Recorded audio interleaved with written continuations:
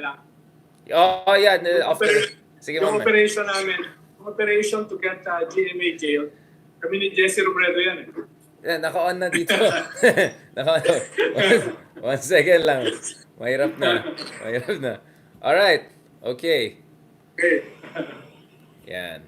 Okay, good traffic Friday. Secretary Llamas, thank you for joining us again. Kamusta, Richard? No? Dami nangyari since last time na nagkwentuhan tayo. I know, medyo yung velocity of news actually picked up over the past week. So, just to to recap, last time medyo pinag-usapan natin yung special envoy ni role ni President Duterte na totally not sanctioned. But now we officially have a special envoy, and it's the former Foreign Secretary and current Ambassador to United Kingdom, of course, no less than Teddy Boy Locsin. Anong tingin mo dyan? Is he the right guy or is he the perfect guy? Some would say. It was a very sophisticated operation. In one sense, sampal siya kay Digong. Right. Tinutulak as envoy to China.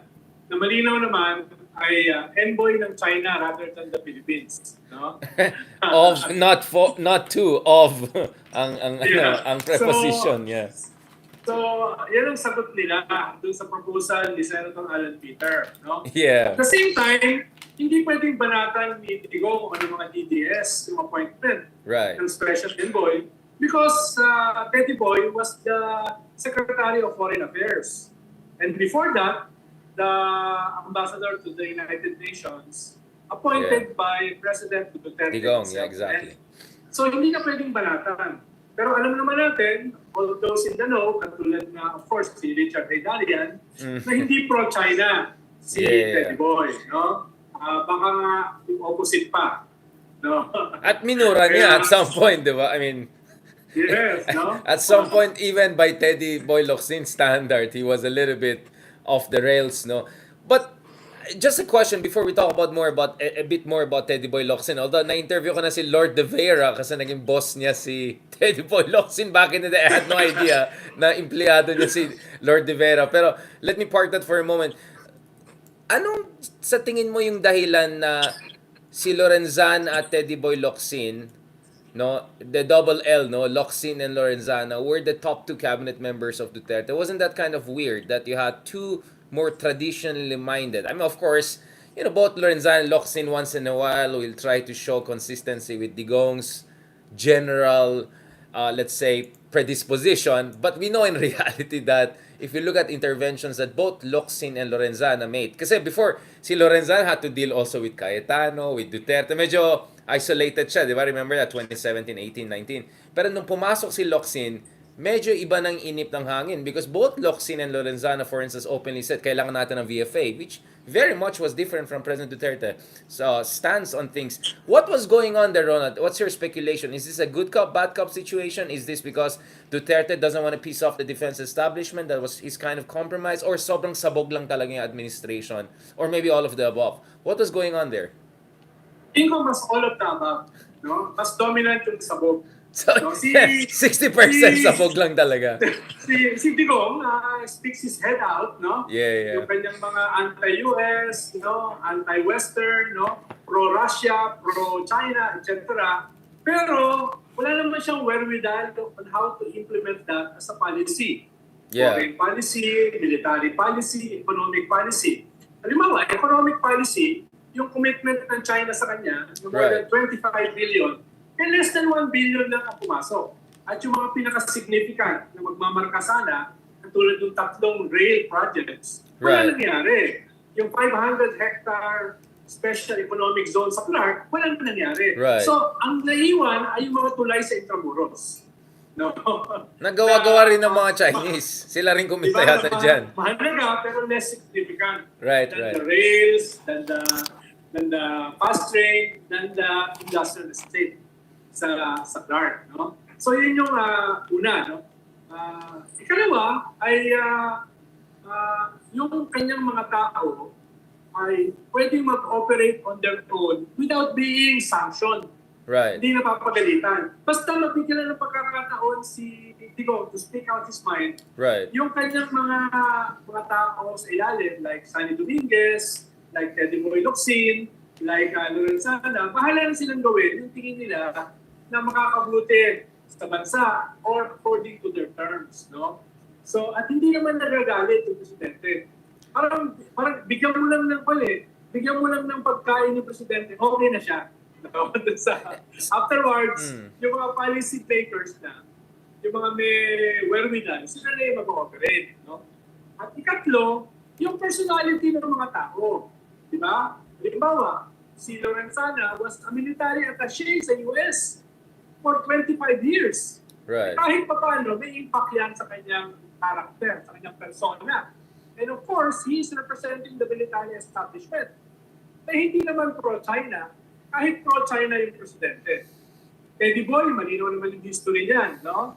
Malapit yan sa US, no? Kahit kaibigan niya si Wang Yi, ibang usapin yung friendship, ibang usapin yung foreign policy. Di ba? Kaya, Or ibang usapin na sinasabing friendship. Ibang usapin yung katotohanan. Kaya nga, kausap ko yung kaibigan kong ambassador, si Ambassador Giao, medyo masama yung loob niya kay Teddy Boy dahil hindi na push through yung joint exploration. Right. Na ang tingin niya, okay na sa China at saka sa Philippines, pero hindi in-implement maigi ng Department of Energy, si Pusi, na parang hindi alam kung anong gagawin, at saka si Teddy Boy, no, na parang hindi sang-ayon dun sa joint exploration. Yeah, I mean, it was Teddy Boy who booking it. Remember with that Pinky Web show sa CNN Philippines? This is when Xi Jinping was here in November 2018, right? Immediately, Teddy Boy Locsin goes on TV and says, ay, may mga, he effectively said, China boys nandyan na pinupush yung mga dodgy stuff. Ayaw namin pipirmahin yan kasi madadali kami. Abogado din siya, so he knows, you don't do mumbo jumbos. I also heard some versions from the military side who were making complaints na may mga... So, kaya nga halos walang nakuha si Xi Jinping. Kaya nga kutob ko, kaya nga walang investments na dumating from China dahil nung pumunta si Xi Jinping dito sa Pilipinas, na-realize niya, binobola lang siya ng mga bata niya dito, di ba? Na, sir, tapos ng laban, eto na, pirmado. Pagdating niya, I think we had a preliminary agreement towards a preliminary agreement. Like, essentially, chinaina natin yung China, di ba? Yung puro sobrang vague na memorandum of agreement on a preliminary blah, blah, blah. So, nothing happened, right? So, I think that was a very Teddy Boy Locsin intervention. Kaya nga pansin ko si Lorenzana, mas kampante na nung pumasok na si Teddy Boy Locsin. Nung time ni Cayetano,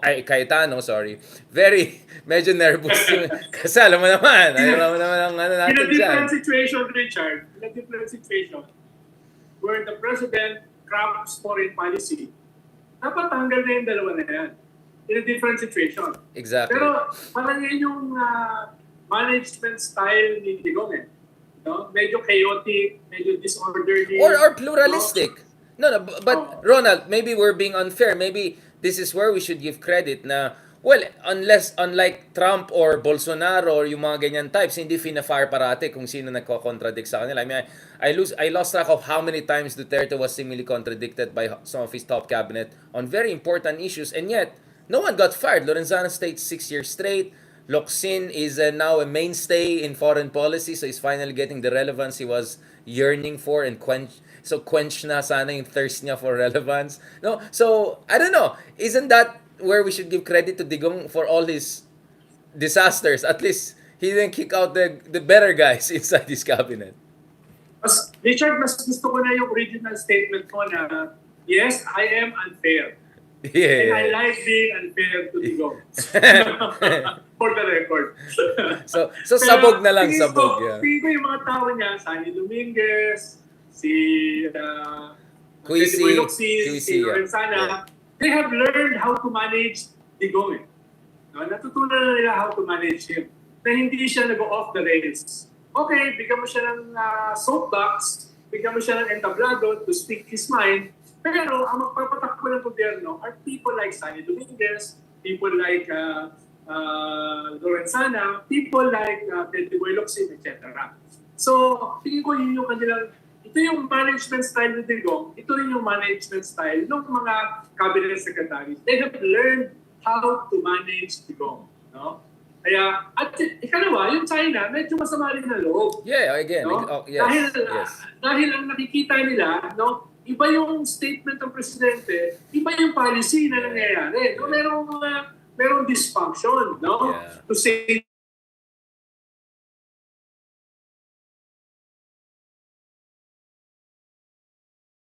kaya yung China, tingin ko consciously, hindi rin tinuloy yung kanilang major projects. Correct. Dahil nalilito sila sa gobyerno.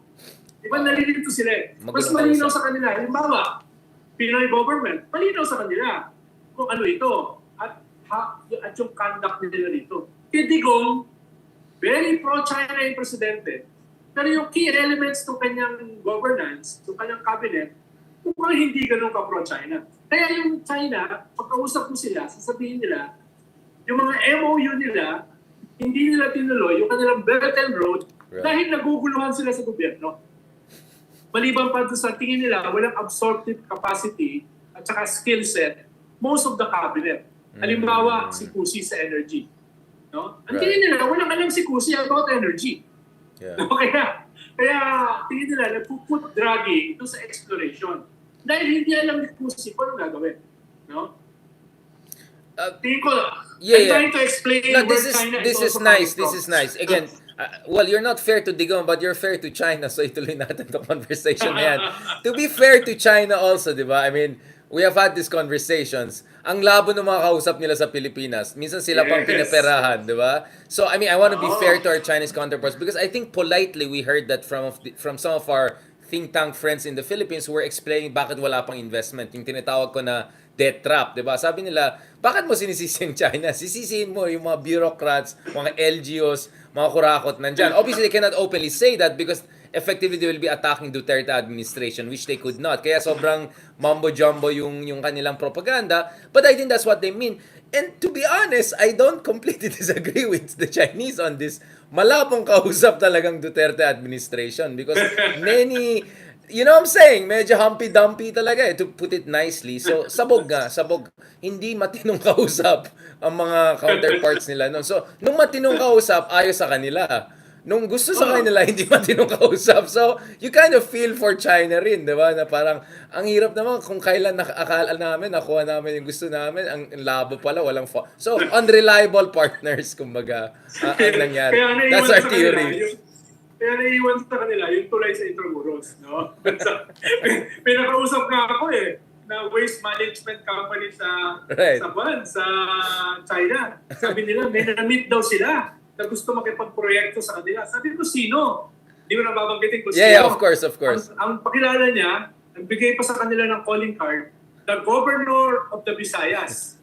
Sabi ko sa kanila, sorry there's no such position in the Pero may calling card siya na governor of Visayas. Parang ano yun Parang ano yan, lapo-lapo yan Ayan, Pero, may pinaka mga Visayas tayo. Sabi nila, may kumausap sa amin for a fee, papa-picture taking daw sa high government officials. No? Siyempre, yung iba naman mga Chinese gusto nila ipagmalaki na na-meet nila yung Chinese official. Pero mo picture taking, no? 500,000 yuan, no? Hindi ko na sasabihin. At least yuan, hindi Hong Kong dollar. At least hindi Hong Kong dollar. Yuan lang. So, sabi ko, dapat pala naisip ko yun nung cabinet secretary ako, picture taking, 500,000 yuan. Hindi, celebrity talaga si Digong Notorious na-discourage sila. Marami na-discourage. No? Dahil sobrang gagaling ng ating government official. Magaling ka. Lalo na yung governor of Visayas, governor of Mindanao, Kingdom of Luzon. Pero to be fair, dun sa governor of Visayas calling card, di ba, pangalan ng Chinese na economic presidential advisor, yung nahuli ng Rappler. Alam mo yun, yung dodgy guy? Parang, wait lang, bakit yung Chinese economic special advisor sa president natin? Ang gulo na to, no? Talagang province of China ang dating, di ba? So in fairness, I think... Next time na pumasok ako sa gobyerno, papagawa ko ng several calling cards. Dapat, meron kang isang yung mahabang ganyan, lalabas ka ng calling card depending on the circumstances. Governor of Luzon, Governor of Visayas. Kaya hindi mo rin totally masisi yung China. Yung mga correct. MOU Correct. ay naiwang MOU. Naku, alam mo, dali tayo, Ronald, dahil fair tayo sa China, pero hindi fair kay Tatay Digong. So, baka ma-question ng ating patriotism. Speaking of which, talking about China, nabasa mo ba yung column ni Bobby Tiglao last week? nako, hindi ako nagbabasa ng mga gossip column, sorry ah. Paborito ko yan si Bobby Tiglao. No? Ang sabi ni Bobby Tiglao, yung nangyaring water cannon Patay. sa ating supply ship, kita mo, late ng supply ship, no? Yan ay simula lamang ng gagawin ng China sa atin. Dahil we're behaving badly. No? Kaya, walang yan, simula lang yan. No? Ganyan. Ang sama natin, no? Tapos si Juan, si Bento Sama natin. Laurel, ipanood mo sa Channel 5, no? Sabi niya doon sa kanyang tatlong female host, hindi naman tinamaan yung supply ship eh. So pinakita nila yung host, ito tinamaan no, diretso, ay hindi naman yung water cannon. Pan lang yan, spray of water. Kaya nga yung mga response, spray kaya tong taong to, tingnan natin yung response. Pero I immediately call for people. Hindi, kasi unfortunate ang nangyari doon is ang daming mga racist attacks, etc. Of course, and this is my concern, Ronald, na parang some of these, questionable figures, some charlatans out there, are putting the whole Chinoy community in a quite a bind, di ba? Na ngayon, unfortunately, may mga racist dyan na tao or may mga racist na mga commenters, itong mga Chinoy na yan, saan ba talaga sila? And I don't like that. I think that's a very problematic rhetoric. The other day lang, kausap natin si Admiral Romel Ong, di ba? So sabi ko, neither of us have a traditional Filipino family name. That doesn't mean that our loyalty is not necessarily with the country, right? So that's very problematic when you make, hindi yan purong Filipino. Di ba? So, actually, kausap ko yung isang dating head ng Filipino-Chinese Chamber of Commerce, no? Yeah. Sabi ko sa kanya, grabe all racist attacks na yung pansenyo. Pero huwag nyo lang sisihin yung mga critical sa China. Sisihin nyo rin yung mga pro-Chinese. Yes. Na mga na sinisiraan yung buong komunidad. Yeah, sinisiraan yung buong political komunidad. operators, no? Which is creating the condition for this racist outrage, no? Which is wrong. Alam mo, Very wrong. nagulat ako si Senate President Nick Zubiri calling for an embargo of trade with China at mas matindi, challenging the Filipino-Chinese community. No? Yeah, na medyo ipakita yung hindi ako kanyang komportable loyalty. dyan. Are you Filipinos or are you Chinese? Nagulat ako ba si Senator Nick Zubiri, no? Challenging yung Phil-Chai community, no? Dun sa, ibig sabihin, lumalaki ito, tumataas ito, at tingin ko magpapatuloy dahil din yung mga tao katulad nila Bobby Tiglao, katulad nila Bentong Laurel, hindi maganda yung handling dito sa issue, no? Baka kailangan din nila maging mas circumspect, di ba? Because they're helping fan the fires of racism. Yeah, which is wrong. Yeah. Kaya nga sabi ko, Ronald, no, if sana some of the community leaders in the Chinese community, better for them to clear the air, no, na these people do not represent all of us, or please do not blame us for our black sheeps are saying or whatever. But more importantly, I think ganito kasi, ako may tinatawag ako na Ricarte syndrome, 'di ba? Kasi I think this is a real problem, 'di ba? There is obviously concerns about sharp power operations. We had a conversation with Admiral Ong about itong influence operations, no? So whether punta ka sa Singapore, sa Taiwan, sa Australia, may mga batas na sila, Foreign Influence Act for instance. Something that maybe Mick Zubiri should consider among others, no? So may mga mambo-jumbo, and sabi nga dun sa espionage law, perhaps we have to go back to some of these things. But at the same time, to be fair naman, some of these people, including some of the people you mentioned a while ago, I think it's not necessarily a case like that. I think it's more of them, sa sobrang galit nila sa mga kakulangan ng Amerika sa atin, sa sobrang obsessed sila doon sa mga mali ng Amerika, yung kolonyalismo ng mga Western countries, sa mga mali nila sa Middle East, which you and I, Ronald, of course, agree. I think both of us have opposed the Iraq War. Both of us are very critical doon sa kapalpakan in terms of withdrawal from Afghanistan. Ang daming mali ng Amerika. We don't question that.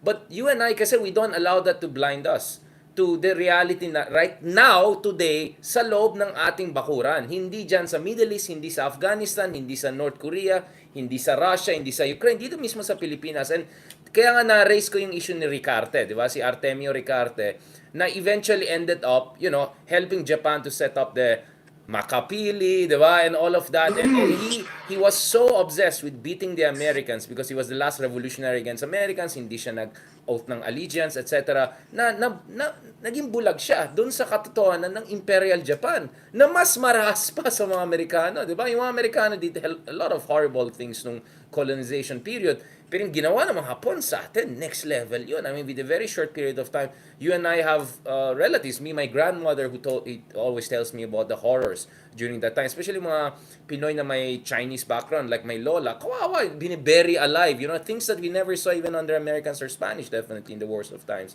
So, my fear is, it's not necessarily a case of pro-China propaganda na, alam mo na, influence operations. Sometimes it's also about, sa sobrang galit ng mga tao na yan sa Amerika at sa sobrang nakakulong sila dun sa 1970s, 60s Cold War mindset or dun sa war in Iraq kind of opposition, which all of us share. We also feel like, na hindi na sila naka-move on, they're losing touch with the sentiments of people. Like, tignan mo yung mga videos ng mga minention mo. Every time nandun sila online, grabe yung comments, 99% negative. And that's not US funded. And the sad thing is some of these people take offense na may implication na some are pro-China think tanks, etc. And then sila mismo, atakin nila yung katulad ko, katulad ni Jay Tariela, dahil lang nagsulat kami sa isang think tank sa America or whatever. I mean, that's total bullshit, right? I also write for China. You can find me in CGTN. I also have interview with RT Russia Today. That doesn't mean I'm pro-Sputnik. I mean, that's dumb, right? That's dumb and that's dangerous and that's stupid and that's libelous. But at the same time, we have this serious problem of what I call Ricarte syndrome. Some people are so stuck in the anti-left rhetoric, especially among progressive and left, na hindi na nakamove on dito sa realidad natin ngayon at sentimento ng taong bayan. Sorry, Ronald, I had to make that intervention kasi medyo bastusan na nangyari ngayon. Nag-escalate na yung situation. Yeah. Limawa ito, Richard. Compared dito sa mga lunatics neto, ako ay pupusta that we can criticize the US more effectively than them. Diba? Yes. Yan yung mga lecture natin for years, diba? Yung criticism natin sa US. Pero it's a big non-sequitur, Yeah, exactly. It doesn't follow. Ang kinikriticize natin yung China based dun sa ano yung ginagawa nila China mismo, sa ating exactly. EDC at even our own territorial waters. No, yun yung ating criticism Kung merong gagawin ng US, of course, we criticize natin. And as we have been doing for years, no, for decades even, no. So ito yung it doesn't follow na dahil critical tayo sa US ay kaya tayo anti-China, di ba? Nililinaw natin, ito yung dahilan kung bakit tayo kinikriticize natin ang China.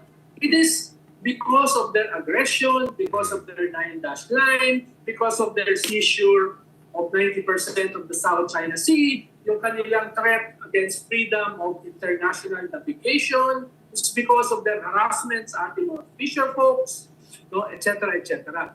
No? Walang connection yan doon sa usapin ng US. No? Magkaka-connection yan in the future, possibly, kung magkakaroon ng gera sa Taiwan at gagamitin yung ating mga bases for that war. Pero but Ronald, sorry, I want to push you on this because the argument therefore is, then bakit kayo pumapayag sa EDCA? Or bakit hindi mo kinikriticize ang EDCA openly? I mean, you were part of the Aquino administration. Hindi, si Ronald, EDCA yan sa kanila yan. So, how do you respond to that? I mean, obviously, I know what's going to be your response, but for the sake of record, anong sasabihin mo sa kanila? Halimbawa, malinaw naman nung ano yung EDCA, nakasalalay yan sa Visiting Forces Agreement na inaprubahan nung ERAP administration. So it's just an extension ng BFA. Tapos nangyari yan, without justifying it, nangyari yan dahil nung lumulusob na yung China sa atin, no? At meron naman dating Visiting Forces Agreement, no? Ay tatlo kasi yung issue sa South China Sea. West Philippine Sea, EEZ, territorial waters, Taiwan, no? At saka yung freedom of navigation na international. Ang concern natin, dalawa. Yung EEZ, territorial waters, na nag-infringe yung Chinese vessels, hindi lang fishing, hindi lang Coast Guard, kundi mismo Navy, militia, etc. against our interests. And since wala naman tayong mga bonus, wala naman tayong capacity to check yung aggression ng China, humingi tayo ng tulong sa allies, not only the US. Humingi tayo ng tulong sa Korea, sa Japan, sa Australia, sa New Zealand, even India and Indonesia. Yeah, network of partners. Yeah. Oh, pero itong mga bansang ito, mas gusto nila kasama ang US.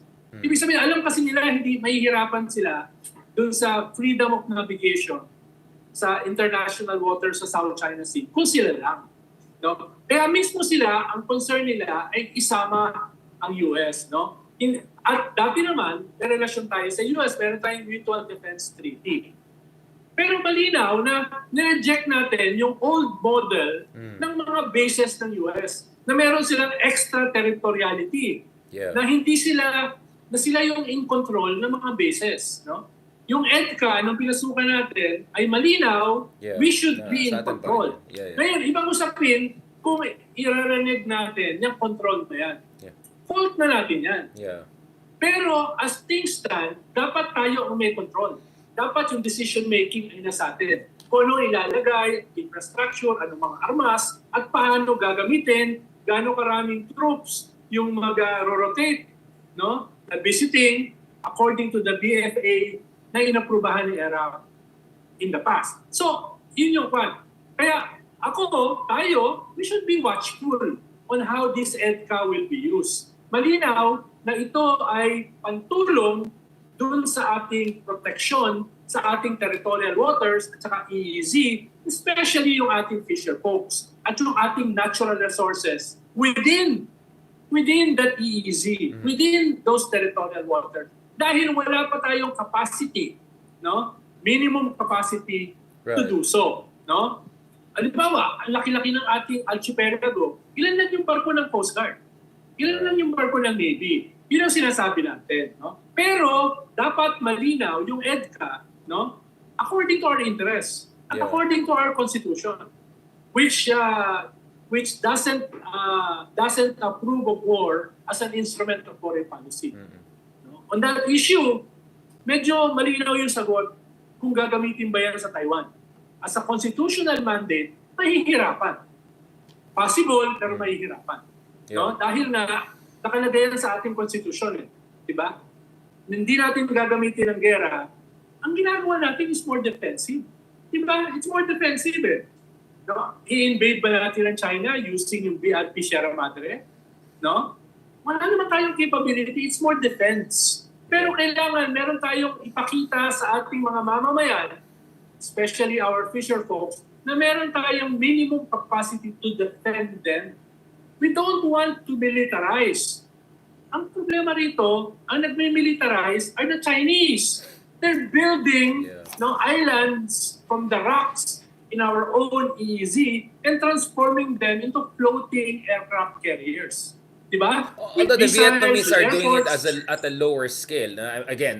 Kasi mahilig sa whataboutism yung mga ibang walang iya dyan. Diba? Na dahil sa, bakit yung ginagawa ng Vietnam? Well, except yung ginagawa ng Vietnam, pang barangay basketball, yung ginagawa ng isa pang NBA. So, magnitude, gravity, comparison matters. And as much as, of course, we have to criticize what US has been doing in other parts of the world na mali, to say na that makes it okay for China to do it in our own bakuran, para medyo problematic yung ganyan mindset, di ba? Kasi parati na nakikita natin, di ba, yung what about US? What about si ganyan? What about Vietnam? Ganon. So, dapat hindi tayo nagpapauto sa mga ganyan diskarte na palusot, no? Ang tingin mo talaga, palusot style talaga yan, eh. And bata ka pa rin tinuturo sa'yo, two mistakes don't make it right. Two mistakes don't make it right. So, walang basic moral lesson yata yung iba dyan. Pa GMRC natin yung mga iba dyan. Kailangan ba natin pa ROTC? Or baka medyo matanda na yung iba, hindi na natin pa ROTC dyan. Ronald, last question dito sa foreign policy issue na yan. So, ngayon may confirmation na tayo from Secretary Manalo and a bit indirectly from President Marcos during his meeting with the Kumaito Party leader just the other day na mukhang may VFA with Japan in the making as part of a bigger what I call JAFUS, Japan-Philippine-US Trilateral Alliance. how do you feel about it? Because I'm sure sasabihin na, oh, what about yung ginawa ng Imperial Japan, ng mga masasamang ginawa nila 1940s? Of course, di tayo bulag sa nangyari, but is this Japan the same Japan that did that in 1940s? Again, we're gonna expect a lot of arguments like that. But ako naman, again, Ronald, I think this is where we have to be clear. Although I'm not happy with Japan's lack of full recognition and apology and compensation dun sa comfort women issue. On that, to be honest, Ronald, I told that to our Japanese counterparts very clearly. This is a problematic area that they have to overcome. That's why I think the meeting with some Komeito party and some of these people in the ruling coalition was important, because we know in Japan there are also hardliners who are trying to essentially whitewash the horrible things they did, especially with comfort women. We see that with South Korea a lot. But having said that, Ronald, because I want to just be clear, I and Ronald, we are progressive in our own ways, and we are hindi tayo nagbubulag-bulagan sa mali ng Japan in 1940s, mali ng Amerika, whether it's sa Mischief Reef, whether 100 years ago sa Balangiga. Pero none of this justifies us or anyone justifying yung pagbubuli sa atin na nangyari. Even if water spray lang yan, sige, water spray natin yung iba, tingnan natin reaction nila. Alright? So, ikaw, Ronald, how do you feel about the Japan one? Well, personally, hindi ko pa sigurado dahil hindi ko pa nakikita yung detalye. Halimbawa, okay sa akin na i-review yung BFA. Ano ba yung improvement na dapat dito? Halimbawa, for lack of a better example, our BFA with Australia is much better than our BFA with the US. Diba? Kasi yung more BFA equal natin, yung footing nung nag-negotiate yung BFA tayo. natin sa Australia, halimbawa, kung Correct. merong Pilipino na nagawa ng crime sa when visiting Australia, the same goes dun sa Australia, nagagawa ng crime visiting the Philippines. So dapat pareho. No? Kaya, reciprocity, symmetry. Kung titignan mo, yung reciprocity dun sa BFA with Australia is better than yung sa US. Kaya, sa akin, okay i-review para makita what is the better BFA for us. No, hindi lang para sa kanila. So yun yung lens na gagamitin ko sa negotiations with Japan or others like Korea, no? Baka pwede pang magkaroon even with India. Yeah. Yun nga, doon kayo didikit yung ikalawa kong point. Yung usapin, yung sinabi ko kanina, hindi lang to usapin ng West Philippine Sea. Usapin din ito ng freedom of international navigation. Almost 50% of global trade dumadaan sa South China Sea. So, kaya concerned dito ang Europe, concerned dito ang India, concerned dito ang Korea, concerned dito ang Indonesia, ASEAN, concerned dito Australia, New Zealand. So, almost everybody is concerned dahil may dumadaan sila. Ang problema dun sa 9-dash line, merong inherent threat, no, na pwede namin kayong pigilan sa inyong international navigation. As a member of a community of nations, kailangan kasama tayo ron, no? Hindi lang sa UNCLOS, which is a good victory, a historic victory. Dapat kasama tayo ron dun sa right ng freedom of navigation. No? Ibang usapin yun. No? Kaya sinasabi nila, bakit okay kayo sa ibang bansa na makialam? Sabi kasi ng China, Asia for Asians. Tayong dalawa na lang mag-usap sa problema sa South China Sea. Which is from Imperial Japan. Sa usapin sa EEC, pwede. Pero sa usapin sa South China Sea, hindi pwede. Dahil international freedom of navigation ang issue. No? Kahit nga yung ating EEZ, kailangan kausapin yung ibang bansa like ASEAN dahil merong conflicting claims, hindi lamang with China, but also with Vietnam, also with Indonesia, with Taiwan, etc. So hindi pwedeng tayo lang ang mag-usap. Hindi lang pwedeng bilateral or Asia lang ang makikipag-usap dahil nga it's much bigger than us. Yeah.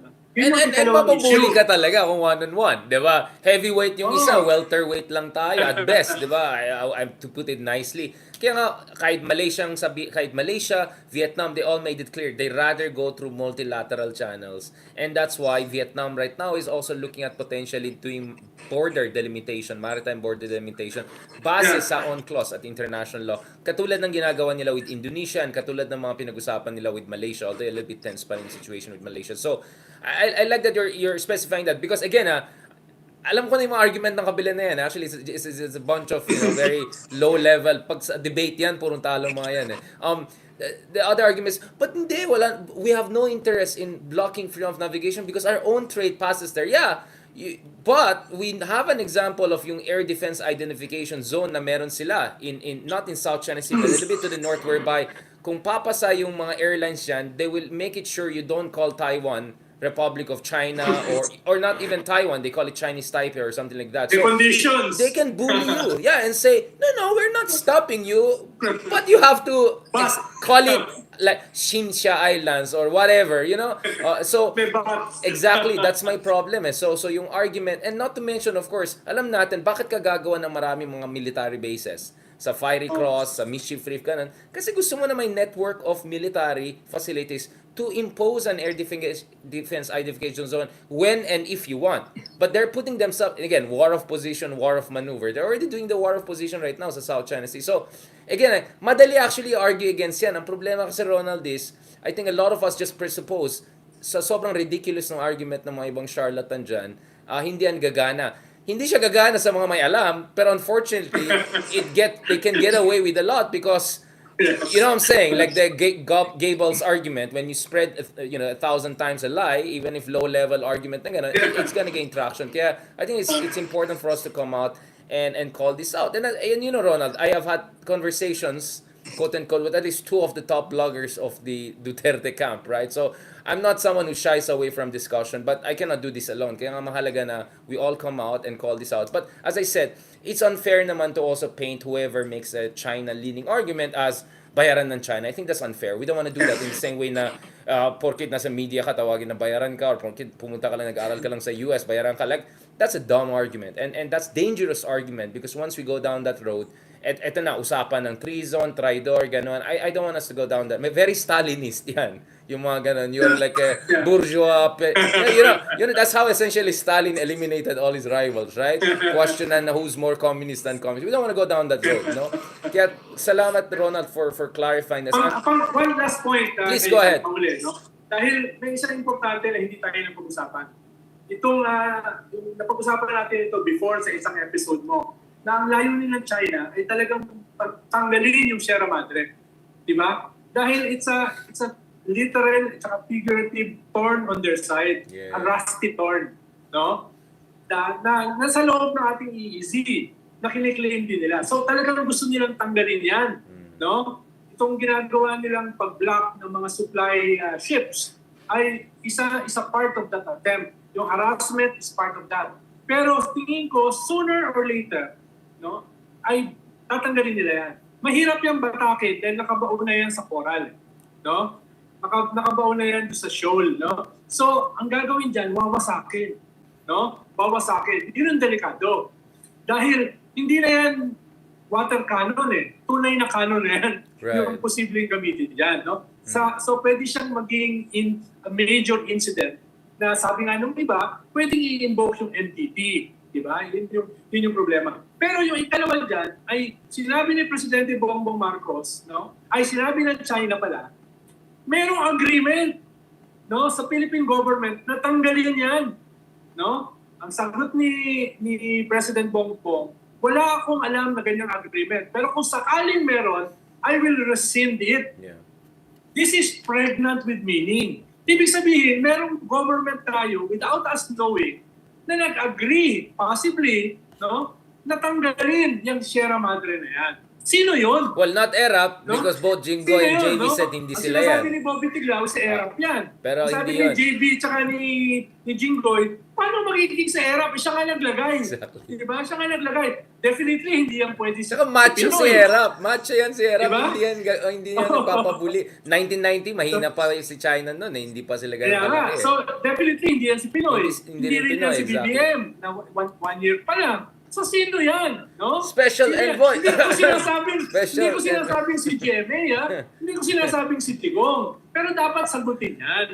No? Yeah. Sagutin ang tanong na yan. Dahil, mahalaga yan eh. Dahil yan ang gagamitin ng China para tanggalin yung Sierra Madre even without our consent.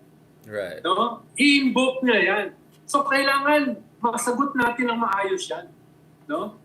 Sa bagay, dahil wala namang written agreement, it doesn't hold water. Ronald, pero ibig sabihin, yung ayaw mong bagitin kanina, baka merong traidor na gobyerno na pumayag dyan without informing our decision-making levels, legislative, no, executive, no, people, etc.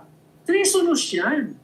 No, yung ganyan yung nag-agree ka to something na hindi mo kinonsulta yung bansa. No? Kahit ayaw mong gamitin yung term na treasonous, ako na lang ang gagamit dahil mas marami akong kaway yata sa iyo. Yeah, I mean, Ron, thank you for raising the possibility that they may have indeed been some sort of an informal understanding. But I think Secretary Manalo was absolutely clear dun sa congressional hearing this week na there's no evidence or paper that China has provided. So it's just hearsay, to use the Jingoy way of putting it. So let's be honest, you shouldn't take everything that China says on face value. Maybe sometimes you have to question. Baka naman nagmamarites lang lasing. May iba kasi ako nakausap So sa tingin mo meron talaga. Hindi ko na sasabihin kung sino. So sa tingin mo, of course we're not gonna drop names, but Tingin ko meron. sa tingin mo meron, okay.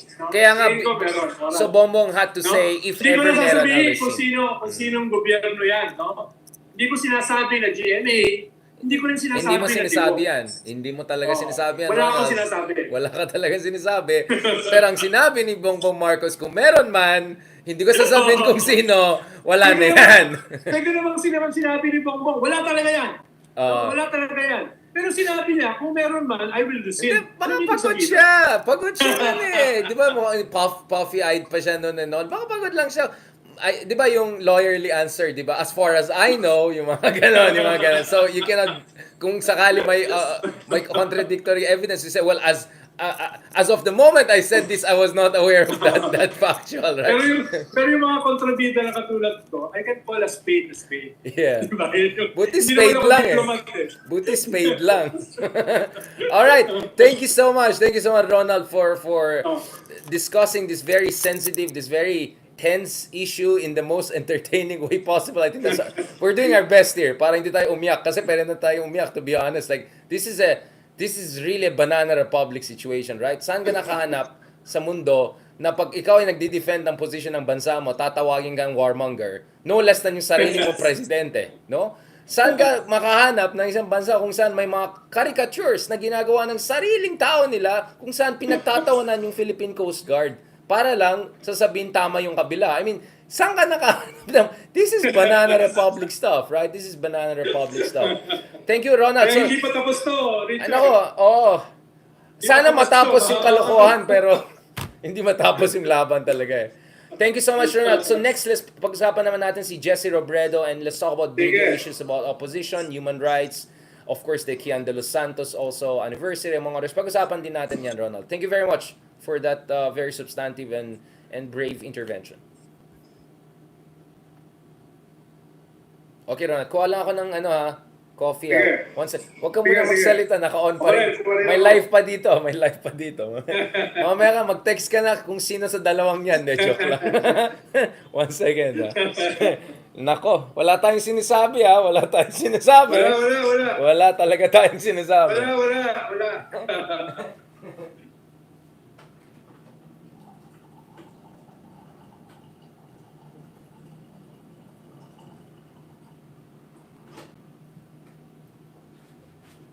Okay. Sige Ronald, bagong mag-lowbat yung isang natin. Ayan na. Okay. Let's do. Ito naman, medyo somber na tayo kasi. 10th anniversary. Yeah, I know. 11th, diba? 11th year. Secretary Llamas, thank you very much again for joining us. Of course, as of the moment we're recording this is the anniversary of the tragic passing of former DILG Secretary and Star Mayor Jesse Robredo. Of course, you were both in the same cabinet. You both work in the Aquino administration. Can we start first in terms of like your personal interaction? What stories, well, you're comfortable to share? I mean, based on your interaction with him, and then a little bit let's talk about was he really as good as people were mentioning? Because I see all of these academic studies about the Naga model by Thai academics, by foreign academics. So what was going on there? Is he the best president we never had in some ways, at least based on the pool of available talent we have had so far? Yes, I agree with you, Richard. No? He could have been the future of Philippine politics kung hindi siya namatay. No? Kilala ko siya from a distance nung mayor siya. Yeah. Pero even then, I was impressed. Hindi dahil siya isa siyang pie-in-the-sky idealist. No? Siya ay isang magaling na mayor who manages things and at the same time, in a very principled manner. Hindi ganun karami yan. Ibig sabihin, meron siyang political skills to defeat the most powerful family dun sa kanyang lugar, the Villafuerte, na legendary in their political power. No? Pero tinalo niya. No? At hindi lang yon, naging example yung Naga, no, of what a city could be. Yeah. Diba? Yun yung mahalaga itong ganitong klaseng mga halimbawa. At ang kanya naging symbol, no, ay yung tsinelas. Diba? Na to make his model very approachable. Pero pwede kasing maganda yung modelo mo, pero hindi makarelate yung mga tao. Kaya ang ginawa niya, nag-create siya ng simbolo. Yung tsinelas, na dapat yung mayor malapit sa tao. At isang simbolo na malapit siya, ay nagsusuot siya ng tsinelas katulad ng karaniwang tao. No? Hindi siya naka-Gucci, no? Hindi siya naka-Ferragamo. Oy, wag ganyan, Ronald. Wag name drop. Katulad ni Richard De Daria, hindi ka naman mayor Wag ganyan. Baka naman, magme-mayor ako, di ba? Mayor ng Baguio. Joke lang ko. Yung kanyang symbol. No? At kinakatawan niya, yung ganyang klaseng breed, katulad ni Vico Soto, di ba? No? Right. To some extent, katulad ni Mayor Magalong. No? Yan yung mga simbolo ng mga good governance. At sa ating bansa naman kasi, politics is local. Di ba? Politics is local dahil diyan ka nateteste. Diyan ka na susubukan yung mga prinsipyo mo. All the temptations, all the threats, no? All the negative impulses, diyan nagsisimula. Kung ma-survive mo yan with shining, flying colors, then pwede ka sa national. Yeah. No? At yan sana yung naging example at naging narrative ni Jesse Robredo. No? Ang problema, siya ay tumada. No? Sa height ng kanyang political career. Pero mo, para kang little president, ikaw ang head ng DILG. No? Marami ka sana na pwedeng naipakita. You could have been the standard bearer. Could have been, hindi ko sinasabi na siya nga. Pero, he was meant for greater things. Diba?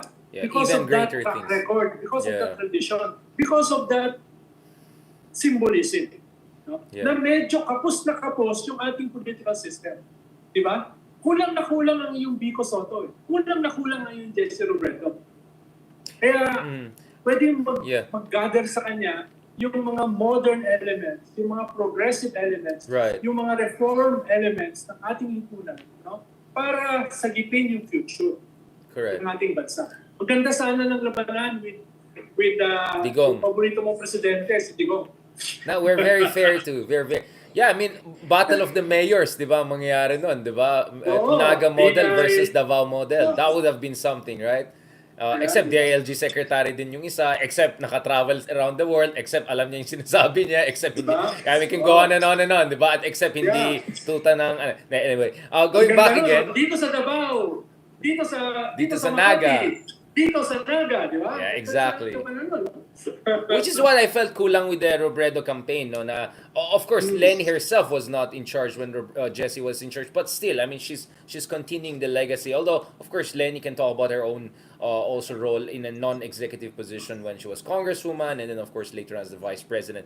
But can we go back a little bit, Ronald? Was the appointment of Jesse Robredo something that made you feel less lonely? Because I mean, for all the good appointments that Aquino may have made, there were not many like you, no? Na medyo more progressive, medyo to the left of the center, di ba?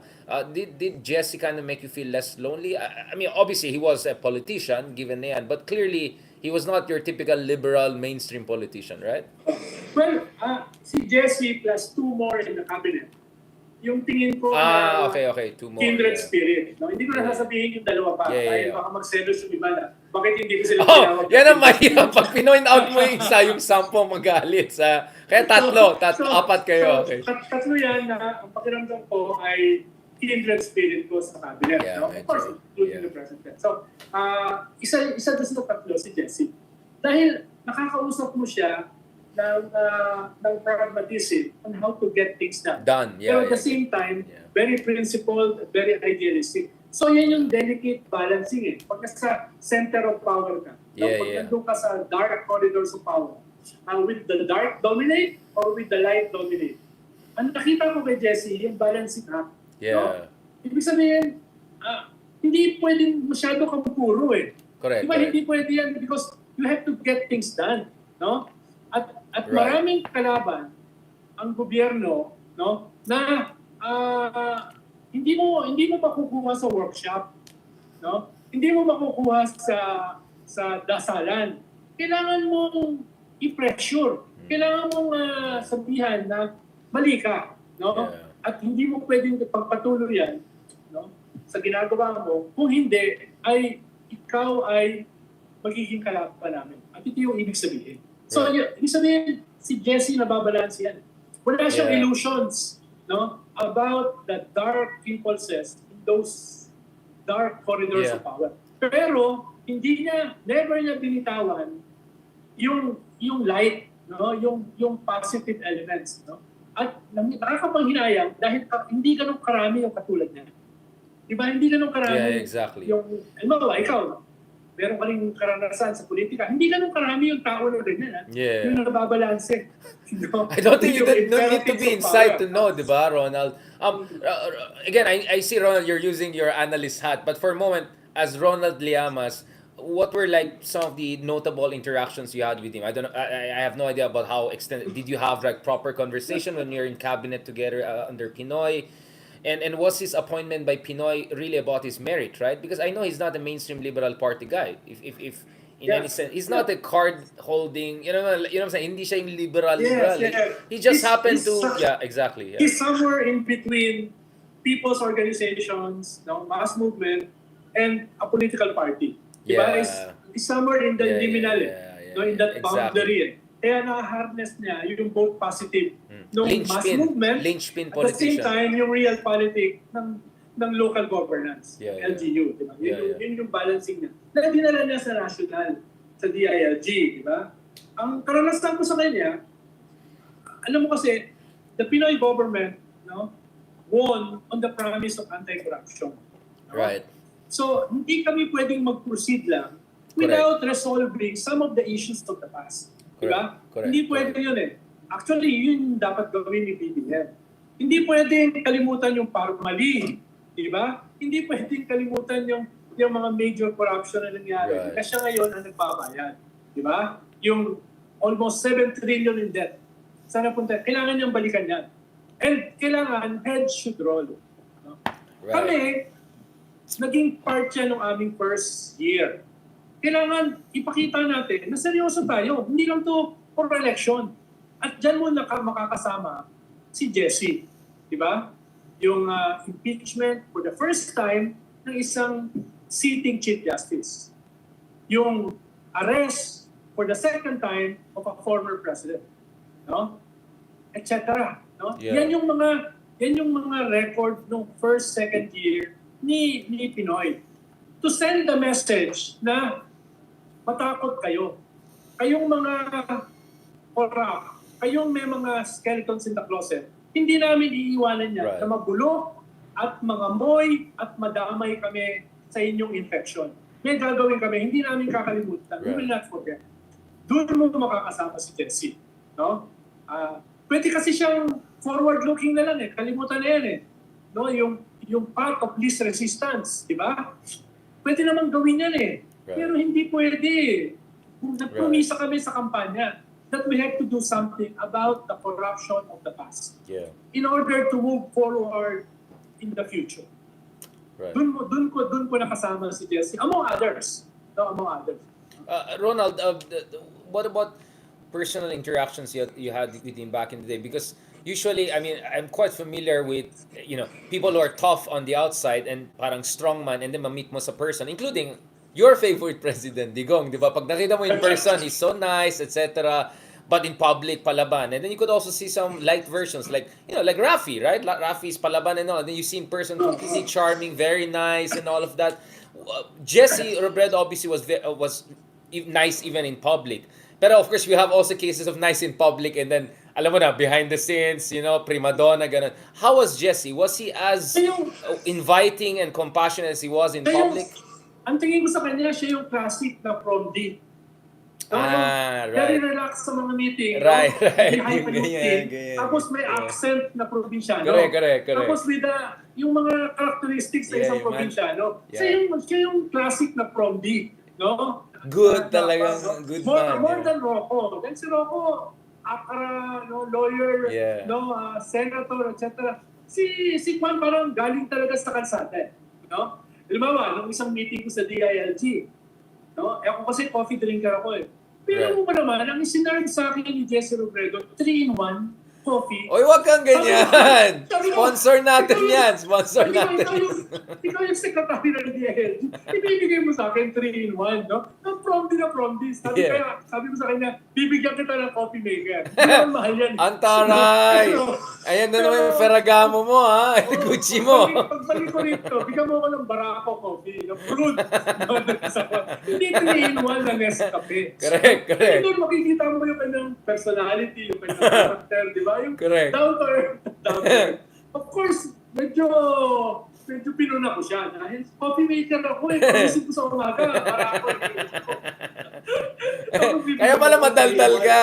Di Italiano, toki. Ronald, totoo na yung kotse niya talaga Tamaraw FX22 or something, pambansang kotse yung mga ganyan, mga Vios Tamaraw. Parang yun talaga, totoo yan, di ba? Yung nakaintera ko siya ng first 1-2 years. Yung one, hindi naman masyado. Marami na rin ako trabaho yun. Pero yung simula, no, yung binabanggit ko sa iyo na reckoning of the past, no, at saka itong mga small meetings sa DILG. Yun nga, parang sinasabi mo kasi, concrete experience. Yun ang concrete experience ko. Provinsyano talaga, prompty talaga, at saka yung kanyang accent, at saka yung kanyang tono, at saka yung kanyang mga gestures. No? Hindi ito yung mga sophisticated na nakakausap dito. Hindi konyo. Sa mga embassies, sa mga diplomatic functions. Kung saan nagme-meet tayo, just to be clear. Pero, no, almost a little president, DILG, di ba? Correct. Kaharap mo lahat ng warlords, lahat ng drug lords, lahat ng wedding lords, lahat ng lords. Kaharap mo dyan, no? Pero he was able to hold his own. Correct. No? Kaharap mo yung lahat ng mga ninja cops, no? Kaharap mo eh. Tapos ang bayit-bayit mo, kailangan mo mag-survive, ibig sabihin, kailangan mo ng political skills. Hindi lang prinsipyo. Yeah. No? Dahil kaharap mo lahat ng lords. Right. But he was able to do it. Sayang, ang aga nung naman. So not only he had virtue, he also had virtu. No, I mean to be a bit Machiavelli about it. He had that political skill, the sense of opportunities, challenges, how to navigate it. Again, which makes him very, very special. No. Now, Ronald, I'll put you on the spot just because you can expect what are going to be the comments. Put me in a spot. No. What do you say about all the nonsense conspiracy theories about the circumstances, of course? I mean, I know this is a sensitive topic. Even ako, hindi ako pumatol sa issue na yan. It's not true because yung just to get rid of that. Just to clear the air. Ang daming yung mga nonsense niya yan. na si IDG, kasama dapat ako ron eh. Yeah. No? We have the same plane ticket sa Cebu Pacific. Pero last minute, masama yung pakiramdam ko, no? Sinabi ko to sa head ng CIDG, no? Na hindi ako makakapunta. So, ang pumunta si Jesse Robredo representing the president. Hindi kasi makapunta si Pinoy. No? So, pumunta si Jesse. So, meron siyang So, ticket dapat sa kasama Cebu ka. Pacific. Wait, Ronald, just to be clear. Dapat kasama ka. Oh, shoot. Nang hinayang nga ako dahil ang regalo pala sa amin ay antique pistol. No? Na naka-frame. Yung pala yung bibigay din sa mga guest speaker. Yun yung binigay kay Jesse at meron din sana ako. So, ibig sabihin, yung kanyang flight pabalik, dapat Cebu Pacific. Last minute, he decided, gusto niya humabol doon sa activity ng kanyang anak. No? Sa Bicol. Kaya nag-rent siya ng plane na hindi pa experience yung pilot. Diba? Yun yung mahirap yun i-design na there was an assassination attempt. Yeah, kasi masyadong spontaneous yung decision making. Exactly. Magulo yung planning. So, exactly. Medyo spontaneous yun eh. Last minute, nag-decide siya, pupunta sa anak niya. Kahit meron siyang ticket, pabalik through Cebu Pacific. Na meron din ako at that time. At the same time. No? Dahil dalawa dapat kami na pupunta sa tapos, nag-survive yung kanyang gwardiya. Nakalutang, di ba? Yun Yan mga mga circumstances na hindi napaplano. Contingency talaga yan, Kaya yun yung one. Yan yung problema dyan na hindi totoo yun. No? Dahil ako personally involved. Alam ko yung... Kaya nga, Ron, I wanted to ask you just to shut it down. Kaya, Yes. have you noticed, I never mentioned that issue, not either in writing or Yes. person, because I said I'd rather ask someone like you to just clear the air because you know Yeah. you were almost there, as Ang you said. problema, yung nakuha nila piloto, hindi pa experience.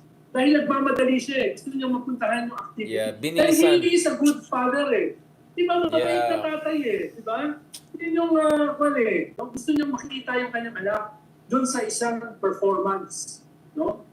Yung kanyang anak. Imagine mo yun, di ba? Yun yung kanya. Yun yung gusto niyang gawin. And for that, he died. Yun yung sayang. No?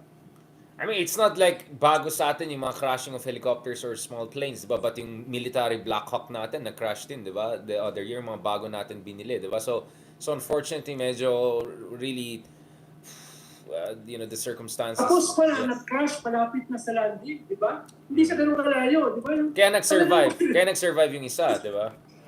Malapit lang sa landing site, no? Di ko alam kung na-overshoot or human error or what, no? At saka, sabihin, dahil nagtitipid siya, umalaki na siya ng maliit na plane. Pwede siya nag-arkila na mas malaki, pwede siya nag-arkila ng chopper, di ba? Which is more expensive. Pero dahil na matipid siya, kinuha niya yung maliit na aeroplano. Ako, hindi ako sasakay na yun eh. Four-seater na aeroplano. Yeah. Nakakaba yun, di ba? Yeah, yung konting yung turbulence niya, grabe, Pero dahil mahal niya yung anak niya, gusto niya puntahan. Kahit hindi planado. No? Ginawa niya. At dahil nagtitipid siya, kumuha siya ng not the best na airplane at the time, which is more expensive, or a chopper. How So even yung kanyang pagkamatay, yung circumstances, no, tragically showed the kind of person that he was. Di ba? Yun yung one. Sana hindi nangyari. Pero dahil nangyari, it also reflects kung anong klaseng tao siya. Ronald, how devastating that was. I mean, I'm sure, all of you were shocked and all. I mean, to lose someone as big and as big-hearted as Jesse, and someone holding such an important position, DILG, no? And someone who could have easily been... Kasi nakita ko yung interview niya with Tito Boy Abunda, di ba? Na you could see na even the media was noticing this guy could be the next big one, right? Or at least the second next big one, no? How devastating was it to the administration, to Pinoy, to you? I mean, like, how are you feeling after this shocking event? Meron na kaming isang trip at that time, ARMM, Autonomous Region of Mindanao. Kapakusapin namin yung mga politicians, yung mga governors doon, no? Yeah. Ang division of division of task, siya yung good cop, ako yung bad cop.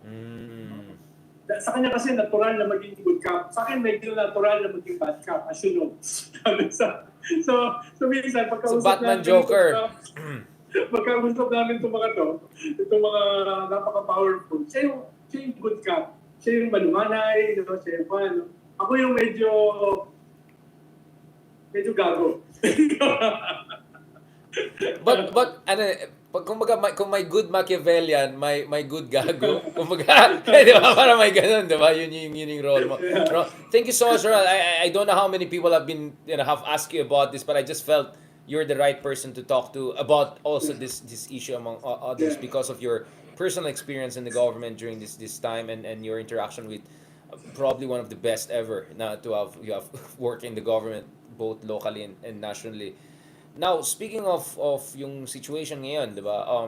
Now, Jesse was not around, so another mayor playing into that whole persona of Promdi and all captures power and the devastation of the institutions, the impact on human rights, etc. All of that, we're still living with that. So, having said that, I mean, what is your read on Marcos' record and trajectory on the human rights democracy front? In the second year in office. Well, dramatically, significantly, nag-drop talaga yung mga EDCA. Pero, meron pa rin.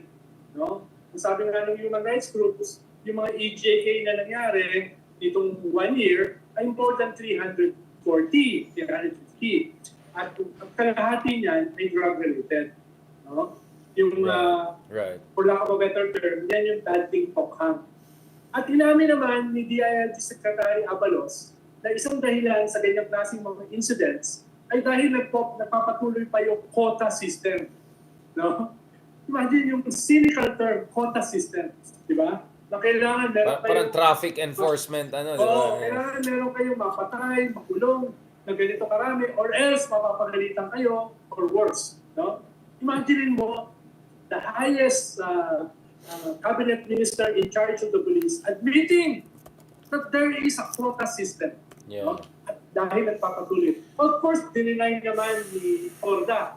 Pero the very fact na yung DILG Secretary, sinabi yan, there must be something. Diba? Yeah. Ayun yung nangyari. Pero, kailangan din naman natin, you have to give credit where credit is due.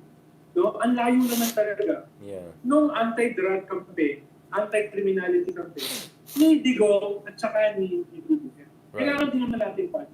Pero kailangan din natin condemn yung mga incidents katulad dito kay Jemboy. Right. No?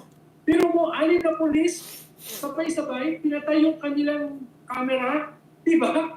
No? Sabay-sabay, baka maunawaan mo pa kung isa, pumatay. No? 6 sabay-sabay pinatay, tapos tumalon daw sa kwan. No? Tumalon sa tubig. Iba yung witnesses, iba yung mga sinasabi ng police, no? Yung mga kanila. At dito, naaalala mo, yun ang nangyari kay Kian de los Santos. Yeah. Nakaka-celebrate lang ng kanyang death anniversary rin, Right. di ba? Nung panahon ni Digong, yan ang lagi yung sinasabi sa mga rally. No? Remember Kian. Ano nakita mo yung video, di ba? Very graphic eh. Nung kinukuha siya ng mga police, di ba? Nung niyayakap siya ng mga police, drug siya. Anong sinasabi ni Kian? Pakawalan niyo na po ako. Tatapusin ko pa yung homework ko. Ibig sabihin talagang naiisip mo na ito ay kapatid mo. Ito ay kaibigan mo. Ito ay anak mo. No? Ang sinasabi niya, homework. Diba? Homework. Pakawalan niyo ako. Kaya Kian represents the thousands who were killed. Diba? Yun yung simbolo niya. Tapos ngayon may bago kang Jemboy. Nakita mo yung kanyang nanay, OFW, na kinulong, no? Dahil inabuso ng owner, tumakas, tapos nakulong, tapos nagpadala ng pera kay Jemboy to celebrate his birthday. Diba? Tapos ang inabutan, burol, bangkay. Imagine mo yung, hindi lang yung simpleng human drama. It is a reflection of our society na nagpapatuloy. No? Na lumala nung panahon ni Digong, pero hindi pa nawawala. Yun yung dapat nating mauliwakan dito. Sabi nga ni Bishop Ambol David, so kung hindi kayo magagalit dito, anong klaseng tao tayo? Diba sabi ni head ng CBCP, kung hindi kayo, wala kayong sense of outrage sa nangyari kay Jemboy, anong klase kayo tao? Yan yung point. Kaya dapat magmarka yan eh. Kian del Santos, Jemboy, representing the thousands who died. Hindi natin alam eh. Sabi ng police, 7,000. Sabi ng human rights groups, more than 30,000. Ang mahalaga, they were in their thousands. And it is still continuing. Mismo ang DILG Secretary, inamin na may quota. Yeah. So, imagine that. Ronald,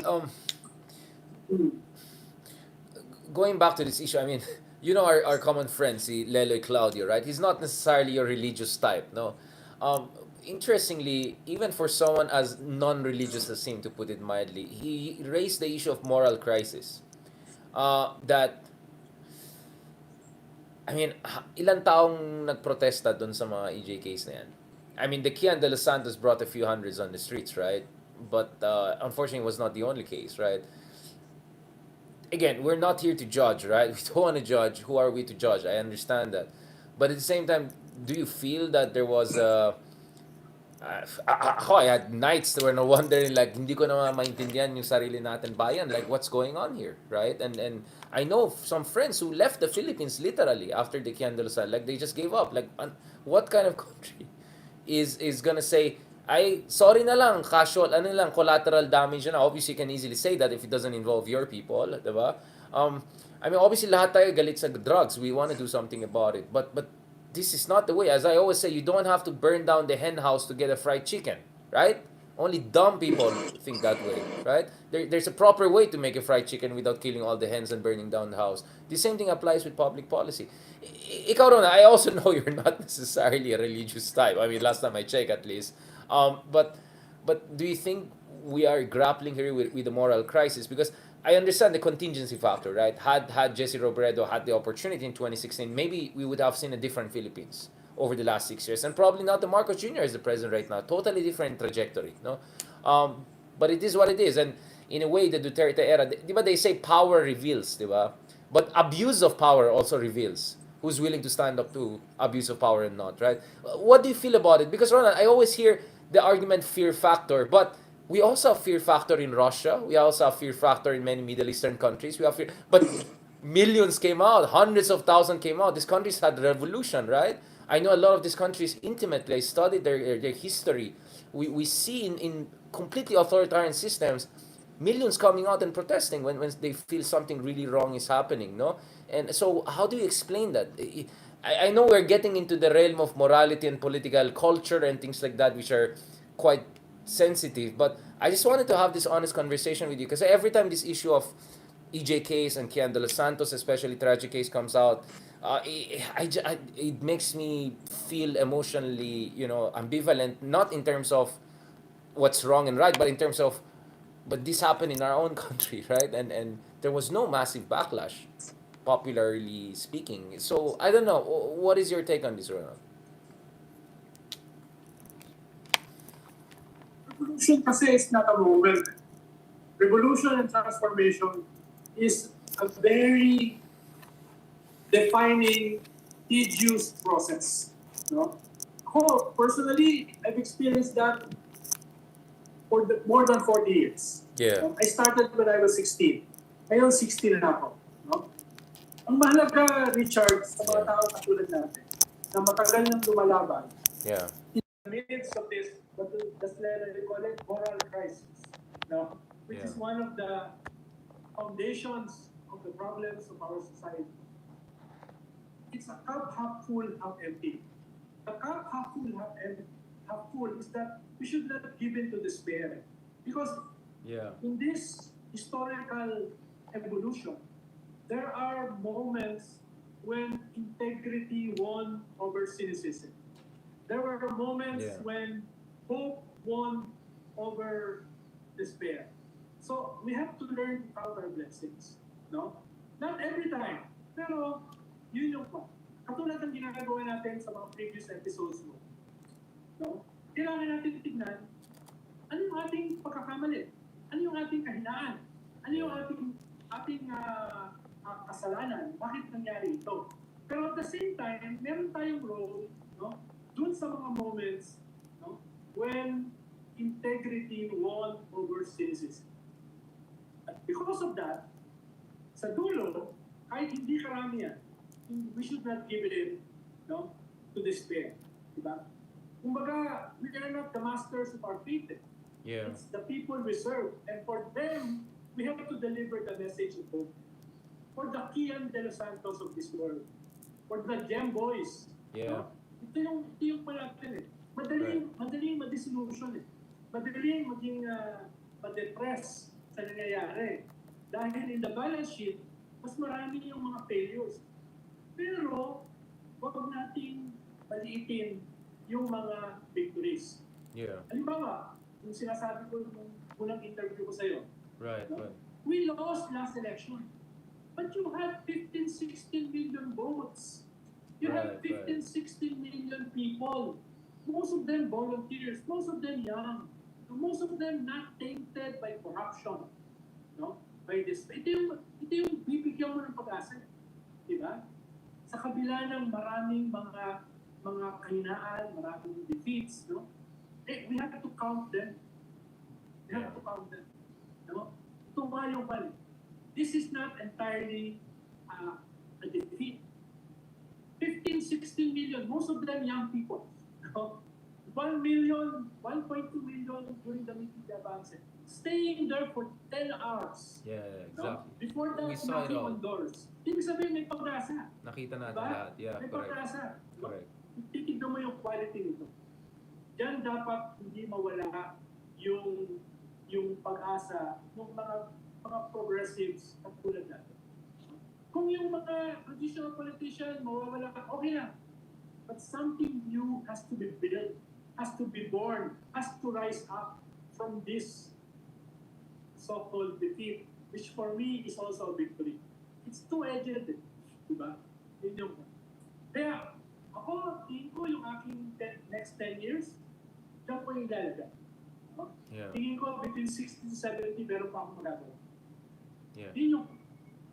I think behind me is that's El Filibusterismo, and this was the line essentially of Padre Florentino to Dying Simon, no? Work and suffer, right? The idea that you need to deserve independence. I think Rizal would have agreed with us. If you read the central argument of Rizal, I think Padre Florentino really embodies that, which is you're not gonna have, don't go for political miracles. They happen once in a while, but that shouldn't be the basis for you to be investing in nation building, right? You have to fight, especially when things don't seem to be working your way, especially when things are looking hopeless, because that's exactly when realize, no, na who are really committed, who are in this. But at the same time, it's not only about judgment. We're all gonna make mistakes. All nations have had these difficult moments that we have gone through. It's not necessarily inevitable, but unfortunately, the Swedens and Norways of this world didn't come out of nowhere, right? They used to be Vikings, and they did horrible things to each other, and through constant mobilization, labor unions, the friends we have in places like Sweden, Germany, they have become the progressive country they are today. Kaya I get very annoyed when I hear, kung sana Norway tayo or New Zealand nanalo si ganito ng elections. Well, we are not Norway and New Zealand, and we're never going to be Norway and New Zealand if whiny tayo and we just say leave the Philippines once hindi nanalo yung kandidato natin. It just doesn't work that way, right? Ronald, so how do we make people feel emotionally invested enough to fight the marathon and not just look at it as sprint? Because that's essentially what we're saying, right? In this sprint and politics, even when you get good leaders here and there, including Jesse Robredo, including Pinoy, some would say, etc., the reality is that there are also going to be questionable ones, sometimes more than often, diba? For structural political economy reasons. But how do you think we can best not only make people more invested, but also how do we win over or win back yung mga folks who were kind of went astray because the demagogic black magic unfortunately worked on many people. Kahapon lang pauwi na ako and I was hearing people complain about BBM, and apparently parang si Digong ang gusto niya bumalik, diba? Because si Digong relatable, ganyan if only politics was about relatability and being funny, right? Even though I didn't find a lot of his jokes funny, I was laughing at him rather than laughing with him. But you get what I'm saying, Ronald. This is also a cultural issue, right? We have to appreciate the unique attributes of Filipino humor, Filipino survival skills, discarte, etc. If we really wanna, and also forgiveness and compassion, the Catholic spirit. Again, I know that I'm not talking to the most religious person perhaps in the room, but I think ethically and morally we all share the same universe more or less here. Actually, that's part of it. It's a lot of parallel efforts we're gagawin. It's not just one track, diba? It's not just one track. Pero, halimbawa, yung napatay si Pia Angel sa Santos, ang unang response ni Digong, no, ay walang anomaly na nangyari dyan. Mas tama yung ginawa, tama yung pagpatay. Bumaba ang approval rating ni Digong by 12%. No? Yung Teflon president, tinamaan because of that. Dahil napaka-compelling. That was the only time, no? That's really the only time we saw that double digit. That's the only time bumaba siya, 11-12%. Dahil napaka-compelling yung video. Yeah. No, pauwi na po ako, gagawin ko pa yung homework ko.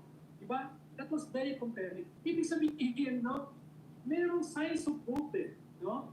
Even in a very tragic situation like this. No? Yan yung, ang problema sa atin, hindi natin masustain. Nangyari yung EDCA and then we went home. Yeah, and then we went home. No? Exactly. We should man the barricades perpetually.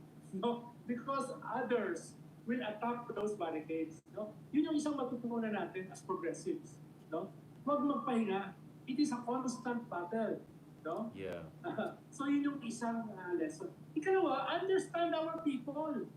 Minsan kasi napakalayo natin sa kanila.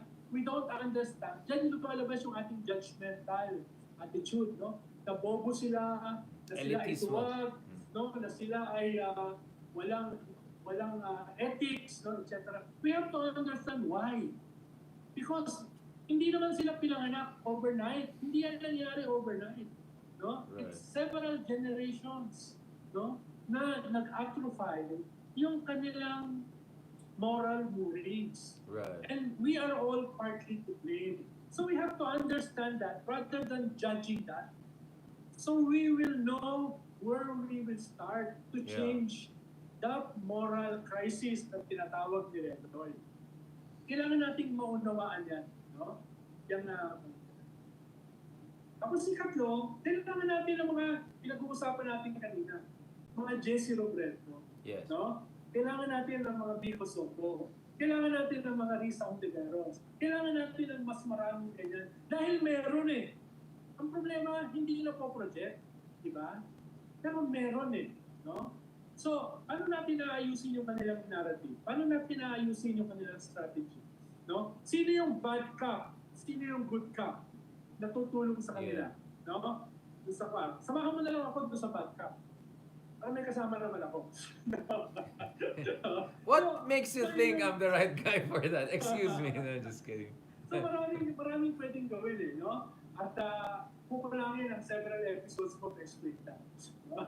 It's just the tip of the iceberg. Kaya kailangan talaga natin itong conversation. Thank you very much, Ronald, on that. Because we want to do a lot of last episode at least for today, which is, let's talk about a little bit about scammy stuff, scammy promises, or literally some accused of scammer, si Jay Sonza, among others. Pag-usapan natin yan, and also yung presyo ng bigas, ekonomiya, etc.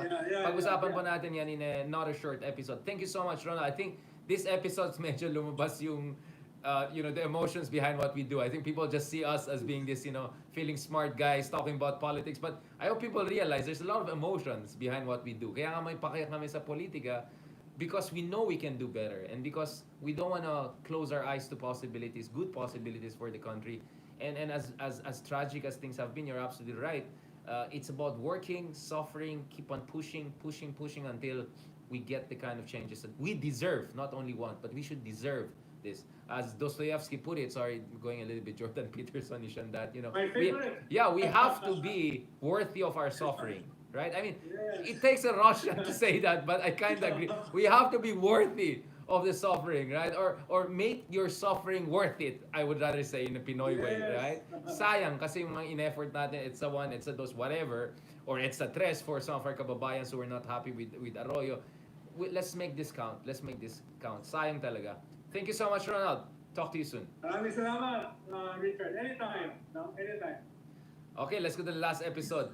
Jason, ang simulan natin, but we go to rice. Alright? Bigas ang, ano natin. Okay.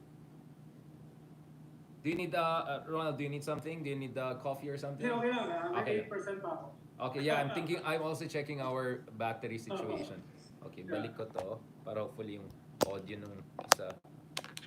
Yeah, kasi yung audio mo, Ronald, is not super optimal, so I'm using microphone. Sorry. Oh, no problem. Lumapit ka, maganda yung first episode, medyo mahina talaga yung boses mo. Kaya I was worried kung naririnig ka ng mga... Dito ako yung sa final office eh. Oh, nakikita ko sa baba, nakalagay yung office talaga. Oh. Birthday ng Secretary General. Correct. Kaya salamat. Lalo na naging emotional ka, you're coming close. Okay na yung audio. Nung first kasi, di ba, nung nandito ka, Ayungin, di masyadong clear, so I had to put microphones and all. Oo. Let's do this last part. Okay, Ronald, speaking of mga pangako, mga scamminess, mga illegal stuff, etc. Bago tayo pumunta dun sa mga presyo ng bigas, bago dun sa mga Itbulaga episode kung saan medyo nabubuking na yung galit ng tao sa hindi nangyaring mga pagbabago na pinangako sa kanila, di ba? I mean, if you watch some of the Itbulaga episodes na sa TikTok yan, pag-usapan natin ang I don't know, Jay Sonza. I mean, that's quite tragic, right? I mean, I remember back in the day when I was a kid, I used to watch his Mel and Jay show and I just found suddenly one day, tinetroll na ako, tinetroll na si Chris Aquino, tinetroll na lahat. And then bigla may media, movement for media reform, all of that. So, I'm not in the Schadenfreude mode. It's just so tragic how someone goes through that arc and then goes into this DDS mode, and then now, especially facing jail time for allegations of for human trafficking and all. I mean, on a human level, right? And also in terms of understanding how low things have gone with a lot of journalists over the past decades or so, or the profession of journalism, the kind of challenges facing. Anong take mo dyan? You see where I'm coming from, right? Like, there's so many layers to it eh. I know people, yung iba galit lang sa kanya, natutuwa sila. Like, I don't want to approach it that way. For me, medyo tragic eh. Why would a journalist who won the best TV presenter award back in the day when people like me were just kids watching TV, and then biglang naging ganyan, biglang nagtotroll na, and now these situations for me is more tragic really than comic, as some people try to put it. Tingin ko hindi siya naging ganyan eh. Tingin ko matagal na siyang ganyan. No? Kaya minsan pag nagsasalita siya, lumalabas yung tunay niyang personality. No? Halimbawa, nung sinasabi niya na dapat makulong si Maria Ressa, no? Nung dinedepensahan niya yung Tokham, no? Na mabuti naman daw yan, etc. Yun nga, how did he then end up as a DDS propagandist effectively, right? I mean, how did he go? Yun nga eh. Tingin ko hindi lang siya nalinlang ng narrative ni Tigo. Tingin ko, within him, no, ay yung ganong klaseng cynicism ay buhay na. No? Ay buhay na. Ikaw ayaw mong mag-judge.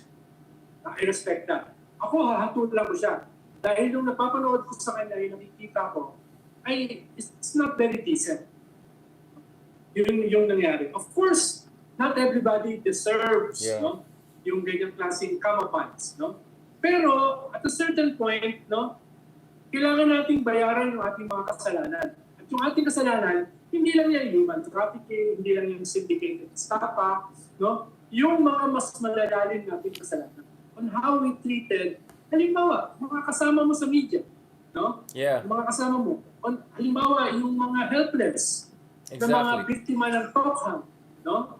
Bakit mo sasabihin na they deserve it? No? Et cetera, et cetera. So at a certain point, yan ay karma.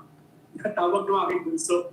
No? Karma daddy. No? Yun yung Kaya, kailangan pa natin, kaya hindi ako ganun kalungkot sa nangyari.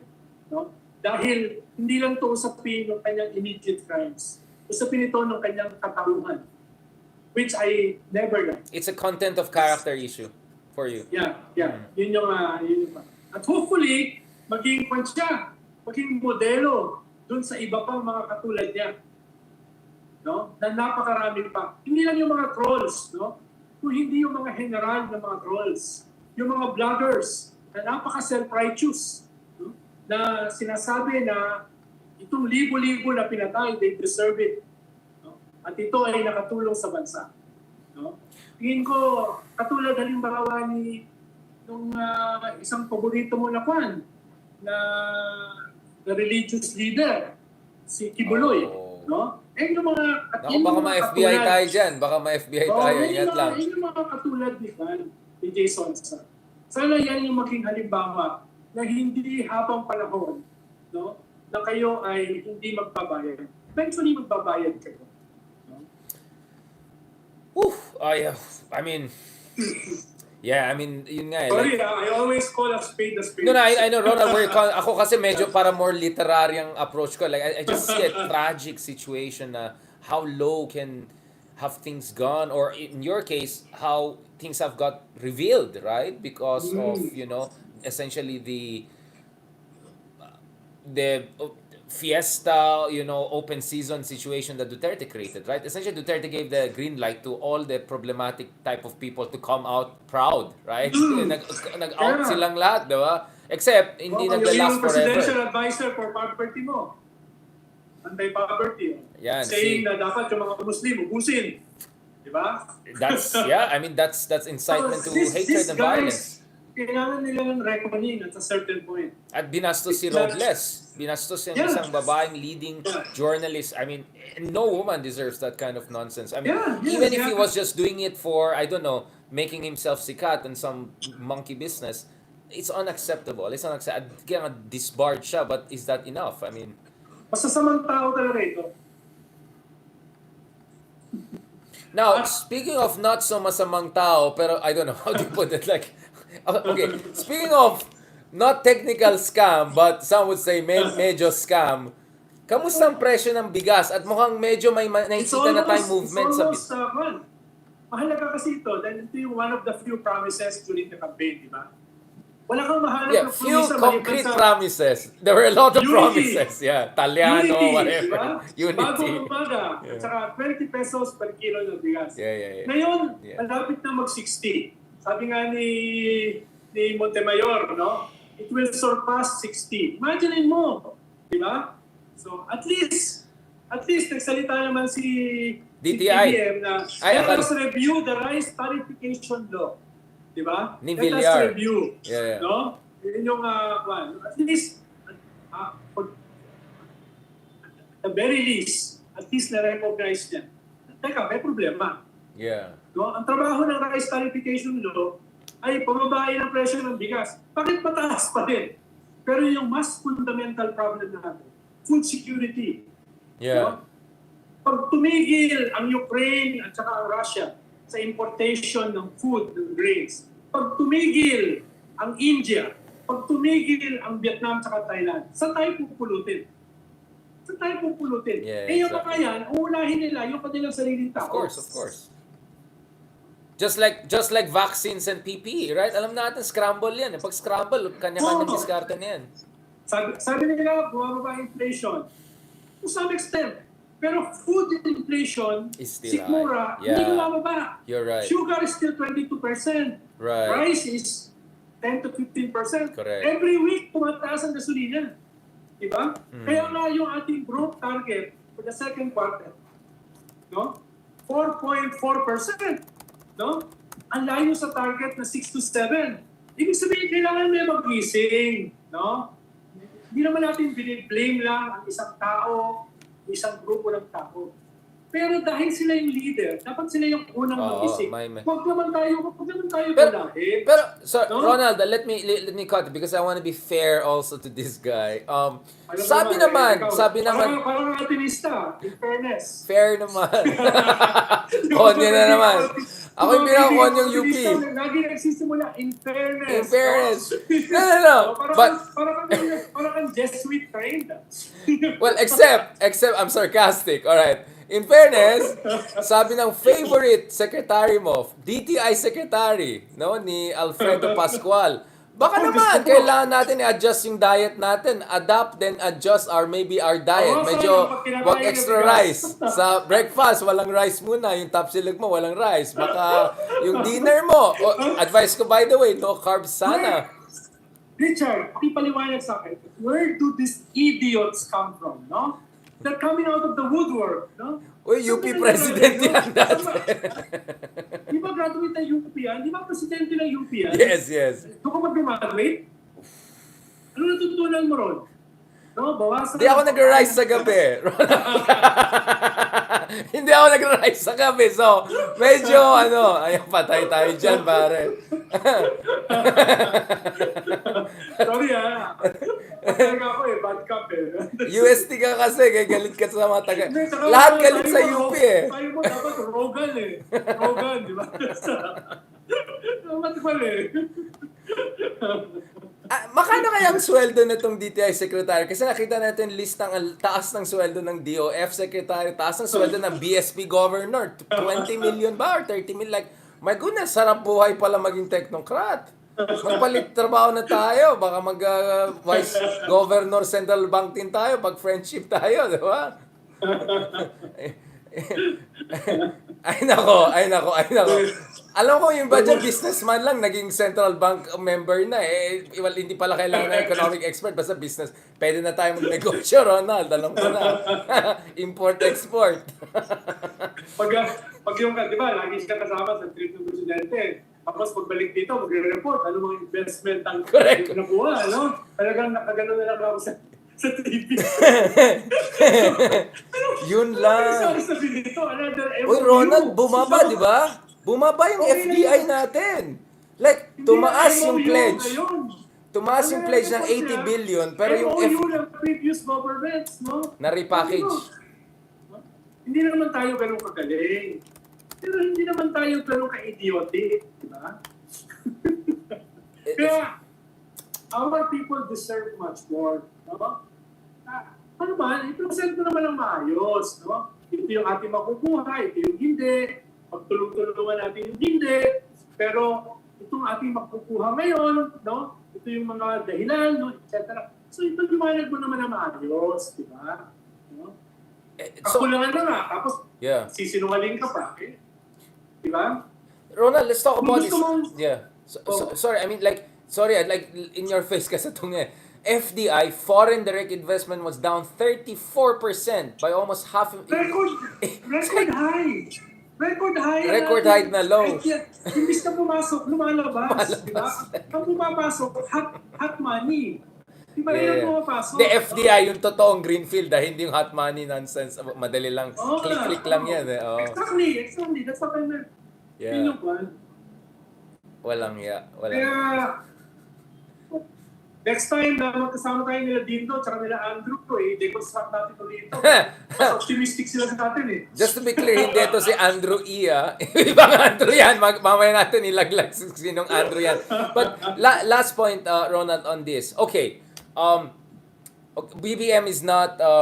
he's not Macron even. Okay, let's just put it that way. Although I'm not a fan of Macron. But realistically, Ronald, with the president we have, what do you think is the best case scenario we can expect in the economic front? Because in fairness naman sa kanya, in fairness naman sa kanya, he's not totally clueless. Yeah. He said the right thing, no? Tapos na ang OJT. Right. No? Kailangan na baguhin yung dapat baguhin. Problema hindi na ginawa eh. Di ba? No? Yun yung hinit sa team. Dahil alam naman niya yung kanyang limits eh. Right. Di ba? By this time, alam mo na yung limits mo. So, kukuha ka ng pupuno doon sa limits mo. Di ba? Kaya ngayon is the best time for him na ayusin magbuo ng team. We may not like his father. Pero yung father niya, magaling pumili ng tao according to their terms. Yeah. No? Ngayon, after 1 year, baka malinaw na yung terms of preference ni BBM. Yeah. Based on that, he has to choose the right people or the better people. Yeah. Para sa kanyang team. The culture, energy, no? Diba? Yan yung labor. No? Maganda yung sinabi ng Secretary of Environment, diba? Diba? Nakita niya yung mga reclamation ng China. Sabi na, may problema tayo rito. Yeah. May problema tayo. Paano nangyari ito, diba? Sino yung dating Yusek ba yan sa environment, yung Dolomite guy? Ano pangalan niya? Yung parang nagalit-galit siya dun sa mga na-criticize. Nagalit sa bayan, no? Yeah, yung mga na-criticize sa Dolomite na good for mental health. Another idiot, no? Na tinanggal sa bayan, no? Tapos nilipat sa NIA. Tapos tinanggal ulit, no? Dapat naman mahiya ka naman sa balat mo. Ilang beses kang tinanggal. No? For corruption. No? Tapos yung nagtanggal sa'yo, hindi naman ganun kalinis. Di ba? Dapat mahiya ka naman. Ang problema sa ating political culture, no? Walang hiya eh. Kapalan ng mukha. Kapalan talaga. Walang hiya. Walang hiya eh. Di ba? Yun yung pan eh. Correct. Kaya kailangan natin gawin ng batas, yung decency. Dahil walang decency, puro walang hiya eh. Di ba? Itong mga walang hiya. Naku, delikado yan. Pag may dissent law, patay tayo dyan. daming ma-purge. Tingin ko marami akong libel cases eh. Harapan mo ako abogado. Delikado to, Ronald. Let's edit that part out. hindi naman si Richard Herdano na nagsabi. Yung kanyang guest. Just to be clear, pag sa'yo, maglalagay talaga ako ng malaking disclaimer. None of this reflects the personal opinion of the host or this program. Lalo sa'yo yung disclaimer. Ginagawa ni Christian Sierra yan pag nag-guest ako. Delikado ka kasi. Hindi po sa akin ang galing yan. Kaya Ronald. Wala akong Ginagawa ni sinabi. Michael Bahatin pag guest ako. Thank you so much, Ronald, for that. No, that was fantastic. But just last point, siguro, dun sa agriculture, do you think that Marcos actually at least has some general ideas of how to move forward? Mukhang he's investing a lot in the relationship with Vietnam, kind of learning from the Vietnamese. At least he's pointing out maybe we have to revisit rice tarification law or some of the, maraming invested sa status quo na problematic. So at least he's pointing out some of the problems. At least hindi siya nagbubulag-bulagan. Well, kung ang model niya, kumukuha siya ng lesson sa Vietnam, then gawin niya ang full-time secretary, si Undersecretary Sebastian. Then right. No? At biktima siya noong last year dun sa sugar, pero naibalik siya. No? Yeah, parang lang yan. Temporary sacrificial lamb, pero hindi pinatay yung lamb, binalik yung lamb. Yeah. Pero kung ano papatakbo ng agriculture ay yung senior undersecretary, panganiban ba yun?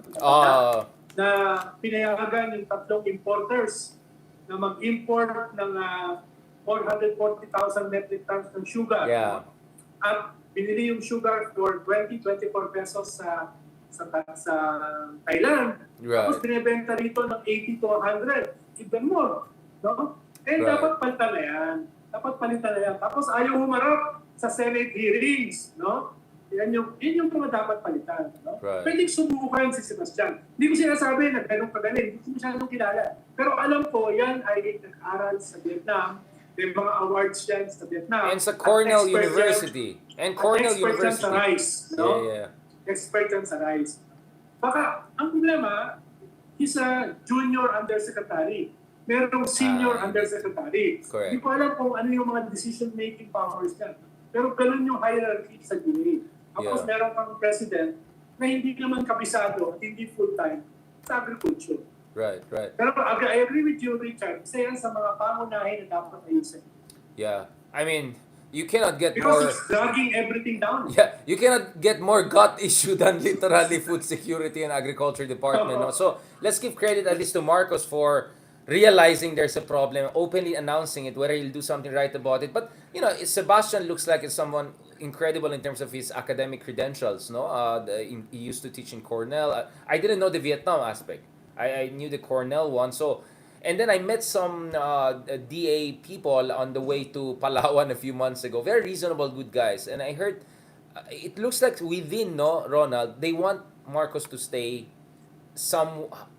they want President Marcos to use the bully pulpit of the president because they feel sa sobrang malalim ang problema ng Department of Agriculture, it cannot be just left to some technocrat lang or whatever. Dapat may political capital invested there dahil ang daming babanggain, di ba? Yung mga land grabbers, land owners, kalaban natin, mga smugglers. Like, so many are invested in the horrible situation we have right now. So you need really the bully pulpit of the president. Did you see yung intervention ni Marcos dun sa, yung water impounding system sa Pampanga? Nung nilecture niya yung si Bondok? Yun, no? That was, for me, that was interesting. Yeah. He has it. Apparently, he has it. He's not, Pero kailangan mo ituloy-tuloy yun eh. Diba? Sabi niya ng SONA, tapos na yung araw ng mga hoarders, smugglers, etc. Sino? Sino yung nakulong? Sino yung nakasuhan? Lalo lang ngayon na may paputok na rice crisis. Yeah. No? Kasalanan niya ng mga kartel. So, anong ginagawa mo? No? Oops. Na-disconnect yata. 1 second. Nakikinig sa atin, very very kind of you. Matulog na kayo, discover pa tayo sa gym. Thank you so much again dito sa mga nakikinig sa atin sa YouTube. Thank you very much again kay Andrews, just your average Joe, and kind of weird now that there's a lot of yeah, that's true. We have to fight back against racism. Salamat kay Ma Victoria Baltazar. Thank you for your support. Thank you kay also Ursulita Tria. Good evening din po sa inyo. Ayan. Yeah, si Ronald Llamas po yung kasama natin, and I'm glad that we have someone like him kasi he has personal experiences of working with as a fellow cabinet member with the late Jesse Robredo, whose passing we are commemorating today, no, 11th year na. So maraming salamat dito sa mga supporters natin sa YouTube. Maraming